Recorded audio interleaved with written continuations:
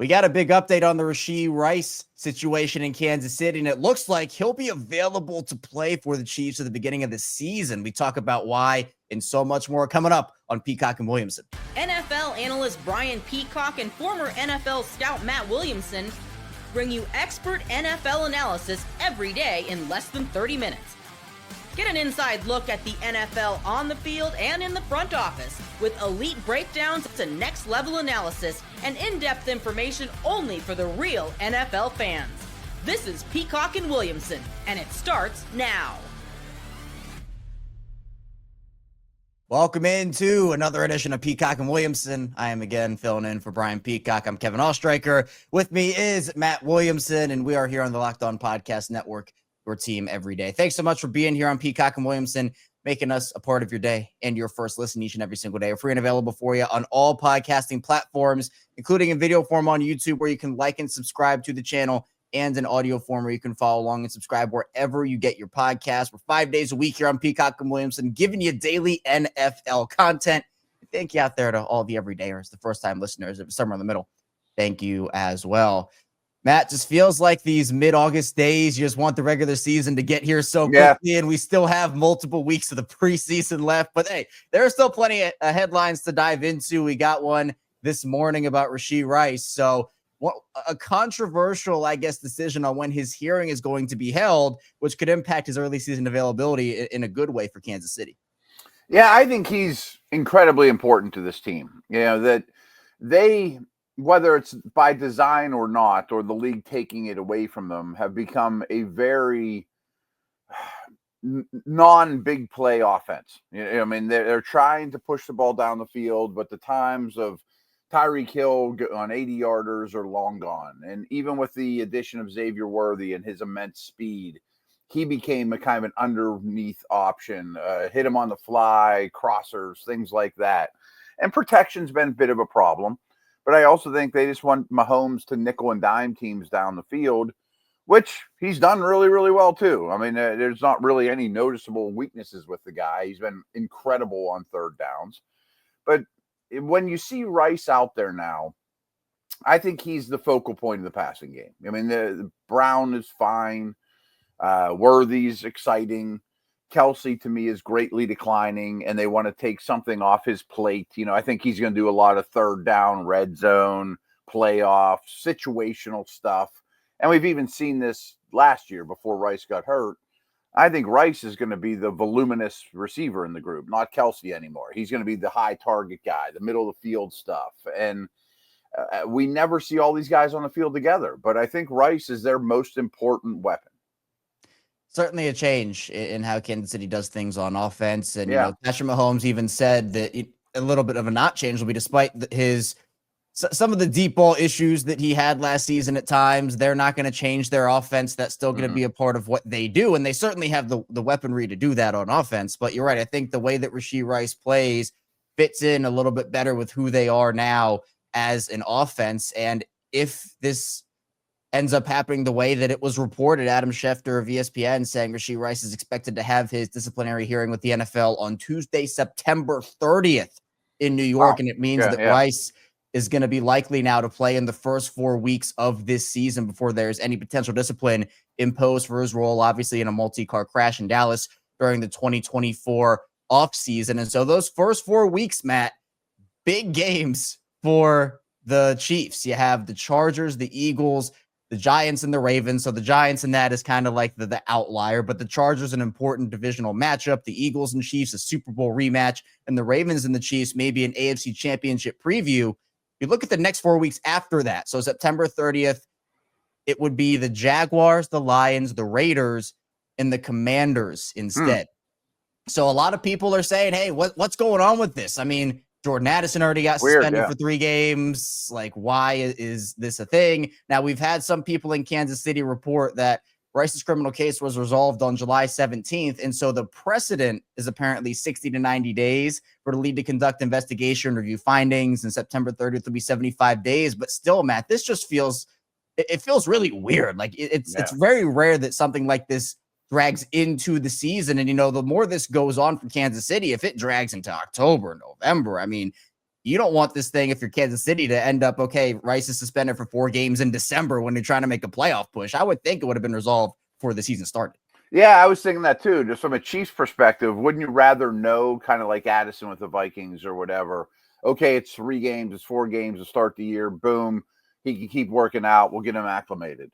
Or is there a way that they're going to keep pushing it back until it's in the offseason again? I mean, it's really odd for me to say, to see that they're going to do this mid-season is when the hearing's going to be. But I'll be honest, I've never quite understood the league side of the disciplinary system. I mean, it just seems like when they get around to it, they get around to it. Like it's all the time. I mean, and just I never quite understood what the timeline often was for suspensions. Yeah, it feels like they have the policies in place, but they go off script sometimes where it's just like, well, wait, isn't there a policy for this reason? And aren't you supposed to impose certain things? And then when you're going to get around to having hearings, I never understand. Right. And I think at this point, like, if you're Kansas City, you want him available for your early season games. And if there's like a soft spot in your schedule where looking at Kansas City's schedule right now, I mean, I guess missing games against the Raiders and the Jaguars, it's not the end of the world. That really feels like the soft spot in their schedule. So does this hearing happen on September 30th, like, Adam Schefter is saying here? And then does he get suspended for those next 4 games? And then he's back for the Chiefs stretch run. It's odd, yeah. A lot of interesting stuff going on here. And again, we kind of had similar conversations in the offseason where we were like, okay, is anything going to happen? Like, is the investigation going to be completed? And that was very early in the process because, that whole Dallas car crash did happen in the offseason last year. But I would think very maximum by week 1, we would have gotten some resolution. I don't know the reasoning for it being pushed this way. But you mentioned how important he is to the offense and how he's able to kind of open up what they do. With any games that he misses, how do the Chiefs have to plan around his absence? Yeah, and one thing I want to touch on, you kind of brought up too, it's like, well, maybe you do have him for a tougher stretch of games, a more important stretch of games than that next 4 or whatever. But we know how this league is. Kelsey and Marquise Brown might get hurt in week 3, and all of a sudden you got no weapons, where chances are week 1, everybody should be fine. You know what I mean? Right. Unfortunately for them, we did see a long stretch last year without him. And I just thought the passing game wasn't as good. It wasn't as efficient. More guys had to step up, and Worthy did. I mean, I was guilty of this as well. When they drafted Worthy, I thought he's going to be a deep threat outside the numbers, just run fast guy. And he definitely did more than that.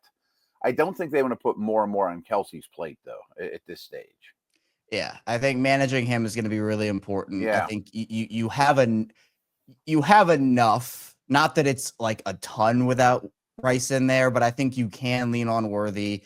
Marquise Brown is available for you. You can use him as well. I think at this point in his career, Marquise Brown is honestly a little underrated because he just hasn't been healthy. And obviously the stretch in Arizona wasn't great from a team perspective. So, I mean, watching him in Baltimore, he improved his production in the 3 years he was there. I think he can be an asset to what Kansas City does. But even still, you're likely going to miss Rice for some stretch of time at some point this season, unless you said, Matt, it stretches into the offseason next year, which I think a lot of people would be pretty up in arms about, considering, kind of what precedent has been in the past. So we know Kansas City is going to be a competitor. They're that team in the AFC, as we talked about yesterday, and everybody talks about, like, that's the team in the AFC. If you're Baltimore, Buffalo, got to get over Patrick Mahomes, Andy Reid, and that Chiefs team. But going down a little bit more on the AFC pecking order in terms of competitors, maybe to the very bottom of that, in the Cleveland Browns, Shedeur Sanders, he was not available for practice yesterday. A lot of people were wondering why he didn't even throw a pass in practice. Well, it turned out he had an oblique injury or something along those lines, and it ended up hindering his availability for yesterday. We got an update on Shedeur Sanders, and doesn't look like he's going to play on Sunday. Now, he was held out of practice. It's an oblique strain. Mm-hmm. Do you think that this kind of ends all chances of Sanders starting week 1 if he's not able to play, get the reps in? I feel like if he had continued momentum, really played well for the last 2 games, just feels like now that momentum kind of stops, and it doesn't feel like anymore he has that upper hand potentially in starting. I mean, I've thought all along that we're going to see multiple Browns quarterbacks this year, not because of injury-related situations. It's going to be guys in and out of the lineup. But then I thought, boy, Sanders played well in that first preseason game. Maybe he can string 3 good preseason games together, win the job. I bet ownership wants him to win the job. I bet the fan base wants him to win the job. I would if I was a fan, just because maybe he's the answer. I don't believe anybody else on the roster could be the answer.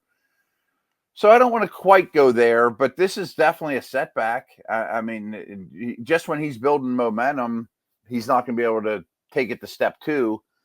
Could he still start the third game and look good? Possibly. That's why I don't want to totally rule it out. I mean, maybe a week from now, he's looking fine. He's going to start that third game, and we're going to roll with him to start the season. But I don't know. I just consistently am rough on the Browns draft process. I don't understand drafting 2 quarterbacks, 2 running backs, no offensive linemen. And I just don't understand the plan of the organization as a whole. I mean, what's the end goal here is find out if Sanders is the answer. And I don't know that we're ever going to know that.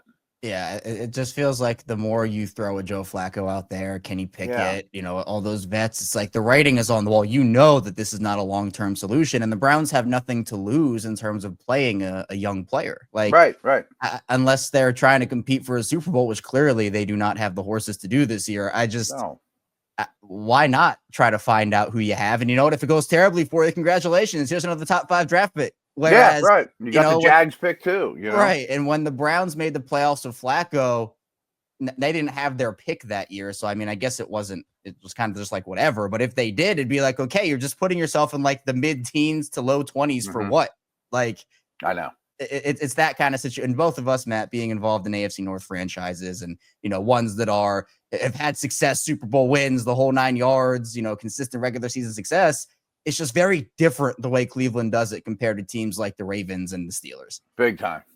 And I want to touch on Flacco too, because this is how old I am, Kevin. I've probably told you this before, but I helped recruit Joe to Pitt way back when, Audubon High School. We beat Ohio University on him. Nobody was on Joe Flacco. And that was it. Then he transferred to Delaware. So that's how old I am, as Joe was a 16, 17-year-old, and I'm touring him around the facility. But anyway, so I've always rooted for him, to be honest with you. Yeah. I think he's shot, though. I mean, 2 years ago with the Browns, he kind of came off the couch. He was comeback player of the year, and he did some good things. But he's very Jameis Winston-like at this stage of his career, where I just don't care. I'm going to sling it all over the place. If you guys cut me, I'll just retire. I don't blame him. Go have fun out there. But, it's also really puts the ball in harm's way a lot. These last 2 years, I don't think have been as impressive as people think. I don't think he's this wonderful story. I think he's had a couple good moments. Yeah, Joe's been volatile, and especially, like you said, Matt, recently. And I think you can go back to even that Texans playoff game, Browns-Texans, where Flacco it was pick 6 after pick 6. And like those types of throws where when he is on and he is dialed in, like he's a competitor. He goes out there and he gets the job done. But there are a lot of those moments too where it's just like, why is he still playing? Like, why is he? And the reason he is because, again, he's the ultimate competitor. He wants to play, he wants to start, he wants to win. So, shout out to Joe for staying in the league this long. But in terms of leading the Browns to a Super Bowl, I'm not sure I see that path for Joe this season. So that to me is where the Browns are. But coming up with the second part of the show, Matt and I are going to try to find the most middling team in the NFL. Stay tuned. Planning to come here on Peacock and Williamson.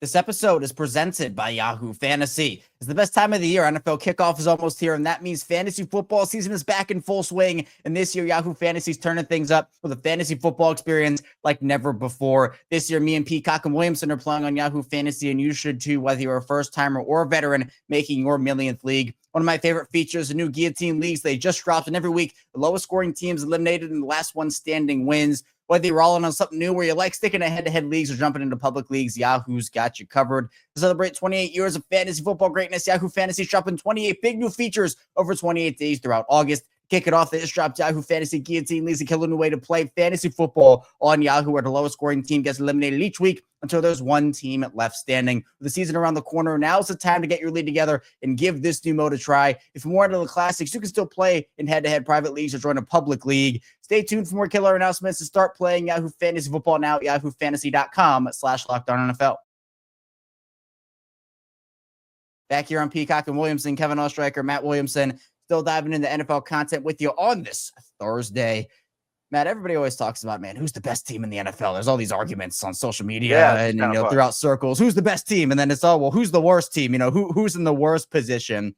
And I played this game with Luke Brown a couple weeks ago on Locked On NFL. I wanted to find the most middling team, that 16th team, right smack dab in the middle in the NFL. Luke and I actually couldn't come to a conclusion. There were so many teams we had in the conversation for we didn't have enough time to search through it all. I looked over on FanDuel for just the Super Bowl odds, just so we have a jumping off point here, a starting point. And right now, the Bears are the 16th team at plus 4,000, which I think is interesting because there are a lot of different ways you can kind of take middling. It's a team that's up and coming that has solidified themselves as a 16th team. Is it a team that just is so average every year that you just throw them in that spot? That's kind of where I was leaning, is kind of a year after year and where they're at in a team build and that type of thing too. I came up with a few teams. Okay. Who do you got? I want to hear them. Well, I'm going to get this out of the way. Steeler fans, I don't think the Steelers count. I think they're a little bit above middling because I understand people around here just, they're so average. Kind of, at least they're consistent. So that's kind of what I'm looking for, is like a slightly worse version of the Steelers, where year after year you're 7 wins, 8 wins, 9 wins. At least the Steelers go in the playoffs, get blown out in the first round. Like it's a little bit better than middle. So the teams I came up with were the Colts. Yeah. I think they kind of jumped off the screen to me. They were the first team I thought of. The Falcons. Now, there is some hope for a young quarterback. I'm not saying that none of these teams have hope, but they're just where they've been lately. And Seattle. And at least I'm excited about that coaching staff, that defense. They made quarterback changes too. So it's not like all these teams are just sitting on their hands, or Matt Schaub when he was with the Texans and they would just kind of win 8 games and that was it, I mean, but those 3 teams to me have been in the middle basically for a while now. Yeah, I agree with you on the Colts. I think that was the first one that I saw too. And I'm like, Daniel Jones versus Anthony Richardson. They've kind of been in that like no man's land for a little while now. It doesn't really feel like there's been any improvement. Like they brought in a new coach and that really hasn't changed the trajectory too much. They don't have any like superstars, either. Like they don't have Myles Garrett, or like they have good players, but Yeah, it's like Jonathan Taylor's good, Michael Pittman's good. I'm really high on Tyler Warren personally. I think he can play well, but it's like where they are right now, it's like there hasn't been that year-to-year improvement that you would like to see. And I think a lot of it does come down to sometimes the quarterback position, right? Where it is just like so middling to the point where the quarterback ends up being the most, it's not like you have the 85 Bears or 2000 Ravens defense on some of these teams and say, hey, go out there, throw anybody you want to at quarterback like a Dilfer and go win the Super Bowl. Right. Well, you have to have some level of play. And when your quarterback battle is Anthony Richardson versus Daniel Jones, I think that kind of tells you a little bit of what you need to know about that team. Real quick on that. And I can't use this excuse for them anymore. It's been too long. But I do like to bring up from time to time how catastrophic the Andrew Luck retirement was for this franchise. Because he didn't do it right after the season. He did it almost like this time of year. It was like right before training camp too. And so they did the Rivers and Ryan and all that kind of nonsense. But it's been too long for that to still be an excuse. But that is a crippling thing to any franchise. I mean, he should be like the second best quarterback in the league right now. Yeah. Then they had a roster to compete. And I think you're right. Ryan Rivers, them trying to like hold it together with a veteran that they thought could come in and hopefully give them one last ride. It did. I honestly think Luck would be in the same level as like Burrow, Allen, and Lamar. I mean, can you imagine the AFC with another one of those guys? Yeah. Well, do you remember what age he was when he retired? 6, maybe 27, something like that. I thought he was knocking on the door. Quick research. He was 29. Okay. He was 29. I thought he was a top 4 or 5 quarterback when he retired, and it was ascending. Yeah. I still remember that walk off of the of the field during the preseason. You could just tell he didn't love the game anymore. And yeah, I mean, it was late in the process too. Yeah, right. I mean, and that will leave any franchise scrambling. You're 100% correct. Right. But where they are is where they are. It wouldn't be that much different if Josh Allen retired like 2 weeks ago. Be like, what the heck happened? I don't know. Yeah, we might not ever see something like that again. Like for a player like that. I mean, I know there have been other players who have retired mid-season or even mid-game, right? That happened with Vontae Davis, rest in peace, a little while ago. But still, a player of that caliber retiring at that age when he was still that good. It's crazy. You never hear about it. I have a team, Matt, that I'm curious to hear your thoughts on. Okay. I was looking at Arizona a little bit. I almost brought them up. What prevented you from not doing it? Because I think that they used to be so bad. Like when that coaching staff took over, I thought it was the worst roster in the league. They were talking about I'm not sure if anybody even wanted the job. So I think the last 2 years, recent memory at least, has been kind of exciting. That I think that every year they've gotten better. I think that coaching staff's better than people think. And I think they're striving to be middling. You know what I mean? As opposed to stuck in middling, Yeah. And, they have a lot of exciting young talent there. I like their draft this year. I think, obviously, Marvin Harrison, to me, is going to be one of the most electrifying players in the league. Maybe even that starts this season. But, yeah, to me, it's just maybe it's better to be phrased or talked about like this. Where are you on Kyler Murray? Is he a middling quarterback? Yeah, he might be that guy. I've heard some other podcasts say, like everyone's always it used to be the Andy Dalton line of, if you're better than that. But now that line has to be higher. Like if you're the 12th best quarterback, or I think, Kyler was like 15th or something like that in Sando's tiers. He was the third tier 3 guy. And to me, like, if you're not better than that, you probably are in the quarterback market. You know what I mean? Like he's kind of become a new line of demarcation for me. So he's middling. Yeah, it feels that way. And a team, the thing you brought up was Seattle too. I think that's so interesting because obviously Geno Smith was kind of that, like, is he in the middle? Is he a little better than middling? And then they moved to Sam Darnold, who obviously had a great year in Minnesota last year before the whole postseason thing happened. But, even still, it's like Kenneth Walker is good, but he's always injured.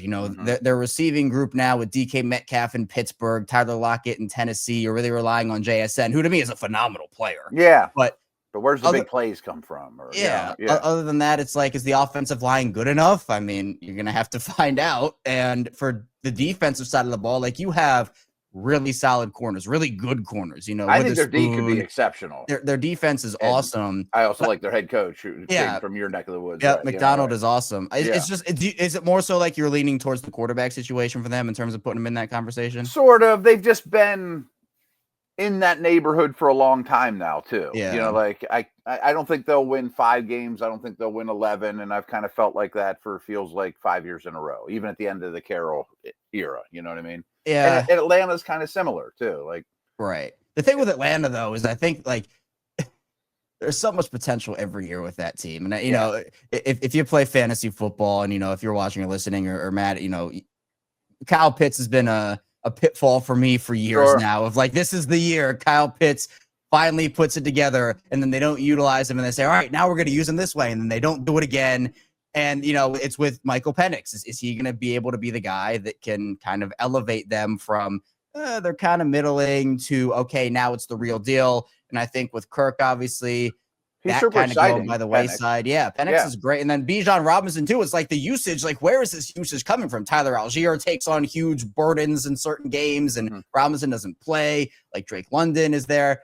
Like, Mooney has been a nice story for them. Defensively, they've added a bunch of vets to try to offset some of the problems they've had in recent seasons with Jesse Bates, etc. Their roster's exciting. Like, I think if there's a team that can force their way out of that tier, I think Atlanta has the most potential to do it because of, like, the ceiling of their guys. So I've repeated this on here before, but I love it so much. I can't help myself. But over the last 5 years, the Steelers have the most sacks in the league.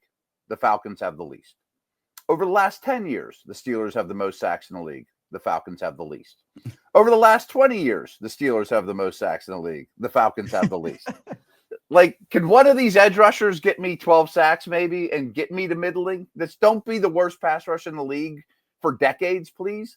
Yeah, man. And they've had guys that have been just like kind of on that cusp. Like Vic Beasley was solid for them for a little while. Flash for a year or two, or right. Yeah, this goes back to like John Abraham. I mean, like it's been forever, right? Absolutely. I'm actually curious now to see some of the pass rushers over the years for them. You won't love it. Yeah, I know. Yeah, right now they have Leonard Floyd. They took James Pierce, who I think maybe has 2 first rounds this year. Ability. That's why I brought it up. Yeah, Jalon Walker. They really need to get that going. So it's been decades. Yeah, there are a lot. I go back to the Colts, Matt. I think if there was a team that I would place at 16, I think it'd be the Colts. I think it'd be the Colts. So I think we're in agreement on that. So it's official. You heard it here on Peacock and Williamson. The Colts are officially the NFL's most middling team. But coming up in the final part of the show, a lot of people talk about the rookies they're excited for. Matt and I are going to be talking about the rookies that we are worried about this season. So stay tuned. A lot coming up on Peacock and Williamson. First, the show is brought to you by Monarch Money. Most people can't name all their financial accounts or even what they're worth, whether it's 401ks, properties, or investments. When you don't have the full picture, you can end up leaving money on the table. That's why there's Monarch Money. It's an all-in-one personal finance tool that brings your entire financial life together in one clean, easy-to-use interface on your laptop or your phone. Now, Monarch does the heavy lifting for you. You can link all your accounts in minutes, see clear data visuals, and get smart categorization of your spending, and finally feel in control of your money without ever touching a spreadsheet. And I linked all my accounts to Monarch and immediately spotted a few subscriptions I wasn't even using, and canceling those alone saved me money every month. And I've been really big on saving. Monarch being able to identify those subscriptions that I don't even need, that was huge and an absolute game changer for me. Monarch truly was a lifesaver. So don't let financial opportunities slip through the cracks. Use code LOCKEDONNFL at monarchmoney.com in your browser for half off your first year. That's 50% off your first year at monarchmoney.com with code LOCKEDONNFL. Back here at Peacock and Williamson, Kevin Oestreicher, Matt Williamson, still rocking out with you here, talking NFL football. Matt, there are a lot of rookies to be excited for. I think this was a really solid draft class, and a lot of players went to a lot of really good places for their career development. But I'm curious for us, rookies that we feel maybe you'll hit somewhat of a rookie wall this year, won't have maybe as big of an impact as some people think. Is there anyone that jumps off of the page to you when you look at, maybe it could be first rounders, it could be mid rounders who have a lot of hype right now? Is there anybody that you think you're a little more worried about than you'd like to be? The obvious one, and we just get out of the way, is Quinshon Judkins. So that's a kind of an asterisk. I mean, does he even play this year?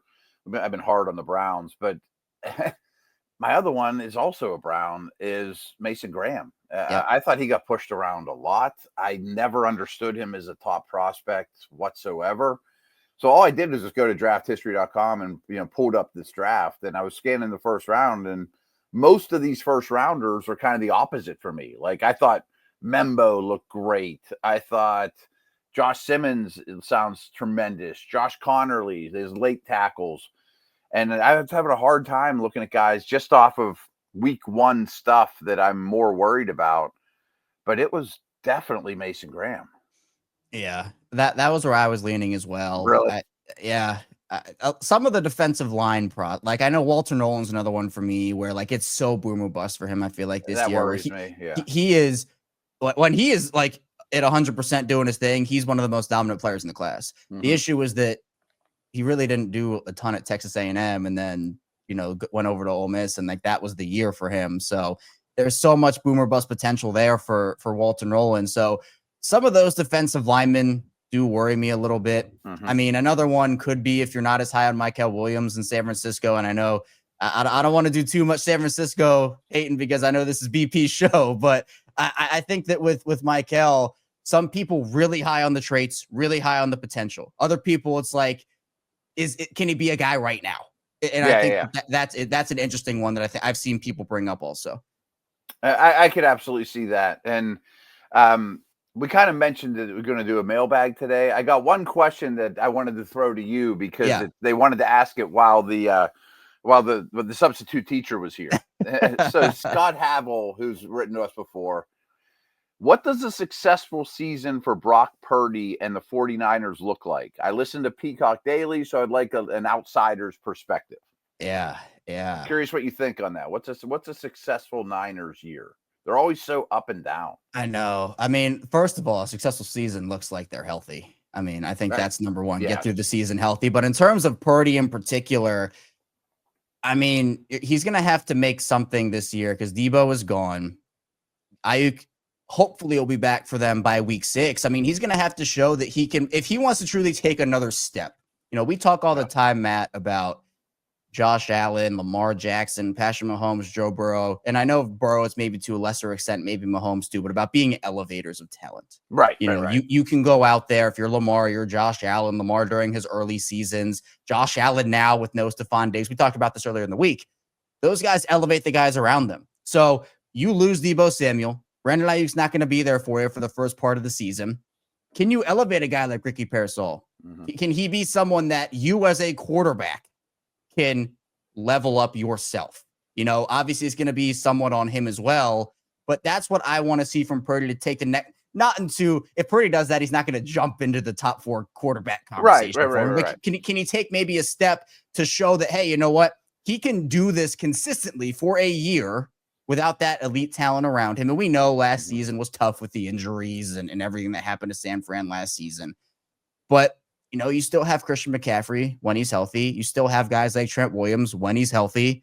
So San Francisco, to me, everybody's talking about the Rams in that division, right? Everyone, okay, the Rams are going to win. The Rams this. And, you know, obviously with Stafford's back, it's like, all right, well, hopefully that we'll see. That hopefully that good news on that either. Yeah, be fine for them. But I think San Francisco, if they can, a successful year would be like best of the best. They can win the division, at least be in the conversation, win that division with the Rams. I think they will be. I think people are honestly writing them off a little too much because of the health situation. Yeah. But if they can make it to like the divisional round NFC championship, I would consider that a rising success. Like that to me is an incredible outcome. Because then probably Purdy did elevate people. And I think we saw signs of it last year with everything crumbling around him. He proved a lot to me in a positive way last year. And I didn't have a problem with them paying him the contract. But I think when you do pay the contract, now you can't be along for the ride. You know, you need to elevate those guys around you. McCaffrey's not going to be here forever. Kittle's not going to be here forever. Trent Williams, you know, the length is the Purdy contract. Last Niners note, they have such an easy schedule, though. I mean, they have a remarkably easy schedule. So they might be the team that wins 10 or 11, gets to the playoffs, and gets exposed quickly. Like they're really like an 8-win team, you know? It could be that way. I mean, they still have the talent to do a lot of great things this season. But you're right. And the contract point you made is a really good one where once you get a quarterback on a deal like that, roster building becomes a lot more difficult. And ask the Dolphins after signing Tua. All of a sudden you start losing stuff. And the 49ers approached it. I mean, they traded for McCaffrey, gave the capital, they gave Williams the big deal. Like that stuff you do with a quarterback on a rookie deal, a rookie contract. But then once that ends up turning for you, not that you can't maneuver the cap or do things along those lines to make it easier on you, but still it's a lot different having a quarterback on a $9 million contract compared to a 200, 150, 300 million he was contract. Mr. Irrelevant. He made like 900 grand. That was the biggest bargain in the NFL. That was the biggest bargain in the league. So cheapest guy going. Yeah, and we've seen teams handle it well in terms of rookie contracts for quarterbacks. Some teams haven't handled it as well, but I think at the end of the day, San Francisco and an NFC that I think, and we talked about it, it's a lot more wide open at this point than the AFC is in terms of a team being able to kind of sneak their way in and make some noise. I think that San Francisco could be a team like that. And once they get Ayuk back and maybe they make a midseason deal, we know they're going to have a younger defensive front this season. So we're going to see if that works out for them. A lot of volatile variations, I think, Matt, that could happen with San Francisco this year. I could also see in the second half of the season, they start to catch fire. The young D lineman, Ayuk comes back and, Purdy's already playing well. They're an interesting team, though. They're always all or nothing. Right. I'm not all in on them in terms of them having a successful year, but I think that based off of their health situation and kind of the labels that come along with some of their players, they are being looked off because everybody's already assuming that McCaffrey's going to get injured early and that Williams is going to go down. So I don't do that. I assume everybody's healthy until they're not. So at this point, I like what San Francisco can bring to the table for sure. But Matt, this was fun. I appreciate you. Thanks for filling in. This was Thank you for welcoming me in here. Brian will be back tomorrow. So BP and Williamson will be reunited. I will step aside. At this point, though, you can catch us anywhere you get your podcasts, Apple Podcasts, Spotify, wherever. Plus, you can catch us in video form wherever on YouTube. Subscribe over there as well. Back here tomorrow with Brian and Matt. So stay tuned for that. And we'll see you right back here tomorrow on Peacock and Williamson.